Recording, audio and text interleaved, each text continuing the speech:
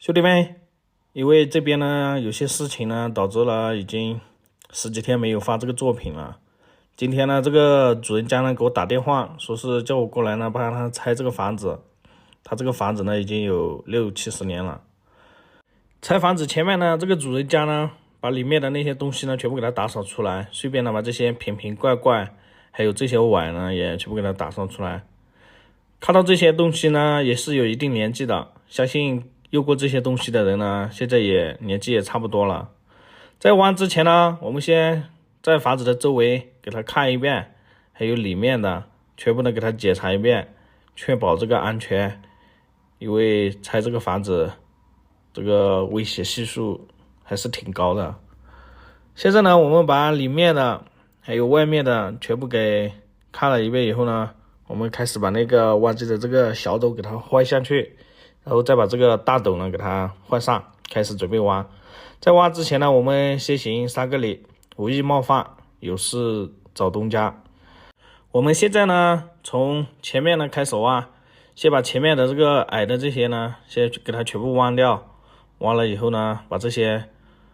木料呢全部给它弄到边上，然后到时候那个他们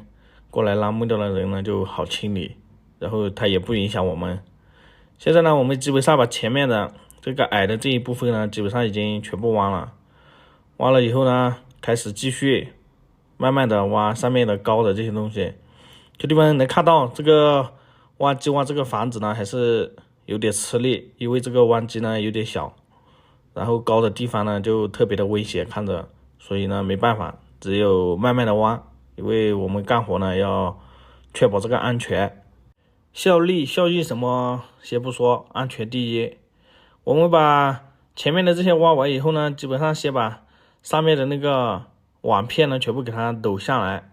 因为上面的这个房顶太高了，我们这个挖机呢有点小，够不到，所以呢我们现在呢先从下面开始挖，先把下面的这个柱子呢给它挖掉。挖了以后呢，就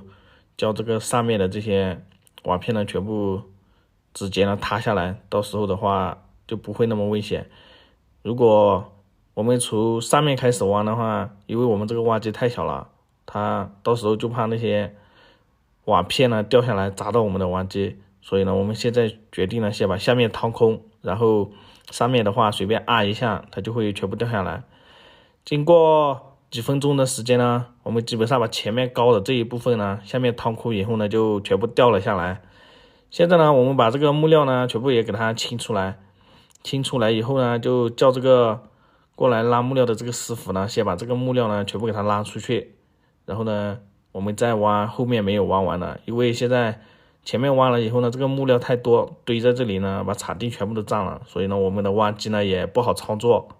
兄弟们，这个木料呢，基本上被我们已经全部清出来了。然后呢，现在整个场地基本上木料全部堆满了，所以呢，我们先停机休息2分钟。叫这个拉木料的师傅呢，叫了2个小工呢过来，把这些木料呢先给拉走一部分。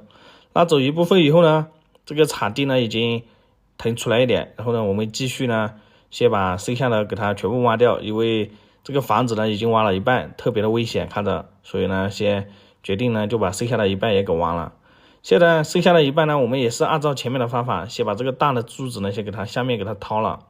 掏了以后呢叫上面的自然的塌下来，这样的话感觉要比从上面挖的话要安全一点。因为呢我们这个挖机有点小，所以呢这样挖的话我感觉比较安全。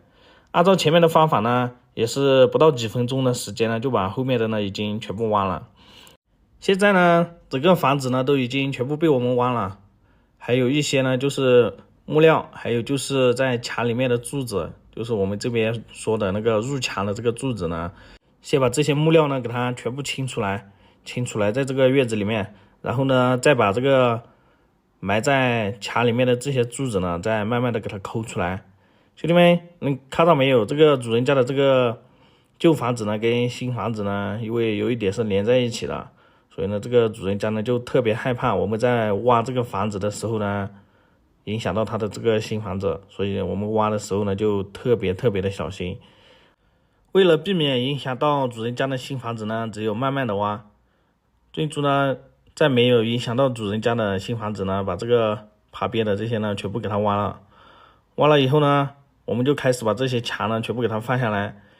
主人家的意思呢，这些墙呢不能给它全部放倒，只给它放一半就行。